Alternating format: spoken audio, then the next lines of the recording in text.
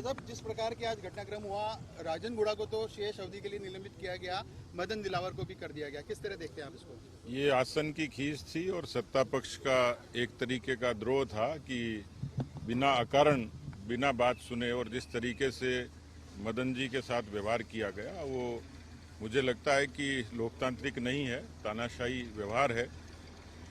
शुरू से सुबह से ही, क्योंकि जो मसला था वो लाल डायरी से जुड़ा था और लाल डायरी पर पूरे देश की निगाहें कि आखिर उस लाल डायरी में ऐसा है क्या, क्योंकि किसी जमाने में डॉन फिल्म में अमिताभ बच्चन की उस डॉन फिल्म में लाल डायरी का जिक्र होता है जिसमें खलनायक लाल डायरी के लिए लड़ते हैं। उस लाल डायरी में ऐसे कैसे राज हैं, उनका खुलासा उदारता से मुख्यमंत्री को करना चाहिए, क्योंकि ये उस वक्त की बात है जिस समय सरकार पर संकट था, कांग्रेस पार्टी में विग्रह था और एकदम से ऐसा क्या हुआ कि जो उस लाल डायरी का रक्षक था आज उसी को बर्खास्त होना पड़ा, सदन से भी निलंबित होना पड़ा। तो इसका मतलब ये है कि कांग्रेस के भीतर तो आवाज दबाई जाती है, लेकिन सदन के भीतर भी जिस तरीके से आनन फानन में संकल्प लाए गए, अपने गिरेबान में झांकने की बजाय दुनिया की पंचायती करने की मुख्यमंत्री की आदत है। और मुझे लगता है कि कांग्रेस पार्टी की मुख्यमंत्री की आदत है कि वो फेस सेविंग के लिए सदन से भी भागते हैं और सड़क से भी भागते हैं, लेकिन ऐसा लगता है कि अब राजस्थान की जनता के सामने उनकी अदालत में किसानों से लेकर, नौजवानों से लेकर, दलितों, वंचितों से लेकर महिलाओं तक जिस तरीके का अराजक और अकर्मण्य शासन रहा वो सामने आ गया। और इसलिए अब सिर्फ लीपापोती बची है, सदन के शेष दिनों में सिर्फ वही होगी। लेकिन कोई प्रोडक्टिविटी पिछले 5 सालों में न सदन में दिखी, न कांग्रेस पार्टी के मंत्रिमंडल में दिखी, न व्यवहार में दिखी। राजस्थान के इतिहास में ये 5 साल काले अक्षरों में लिखे जाएंगे। ऐसा कम होता है कि चोरी भी करें और सीनाजोरी करें।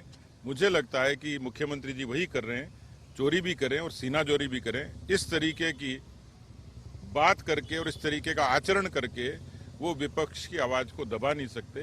तो मुझे लगता है कि अब लाल डायरी ये जनता के लिए एक बड़ा मसला है, जिसको जनता जब तक वो डायरी खुलेगी नहीं जानना चाहेगी। वैसे क्या लगता है कि आपने क्योंकि प्रेस कॉन्फ्रेंस में कहा था कि ईडी को भी जांच दे देना चाहिए राजन गुड़ा को, या केंद्रीय एजेंसी को जांच लिखना चाहिए, क्या आप बेशक आग्रह करेंगे आप? देखिए, जितने घटनाक्रम हुए हैं उसमें यदि इनमें गैरत और ईमान होता, चाहे पेपर लीक हो, चाहे लाल डायरी हो, जितनी भी चीजें थी, यदि निरपेक्ष और ईमानदार होते तो सीबीआई को जांच देनी चाहिए थी, सक्षम एजेंसियों को जांच देनी चाहिए थी।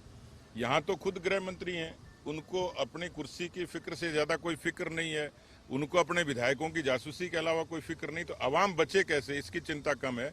इसलिए मुझे नहीं लगता कि वो इस समय राजा हरिश्चंद्र बनेंगे और इस तरीके का काम करेंगे। लेकिन ये जरूर है कि समय बदलता है, प्रकृति बदलती है, ईश्वर फैसला करता है, जनता की अदालत फैसला करती है।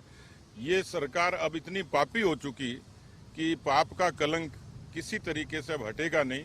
ये तय है कि जिन्होंने राजस्थान की जनता के साथ खिलवाड़ किया है, गाढ़े कमाई के पसीने के परिश्रम की पूंजी को जिस तरीके से उड़ाया है, भ्रष्टाचार का जो तांडव रचा है, दलितों, वंचितों और महिलाओं के साथ जो अपराध किया है, किसानों के साथ जो दुर्व्यवहार किया है, जिस तरीके की ठगी और वादा खिलाफी की है, ये आज नहीं तो कल जनता के सामने स्पष्ट तौर पर आएगा। और जो दोषी होंगे न जनता बख्शेगी, न अदालत बख्शेगी, न कोई एजेंसी बख्शेगी।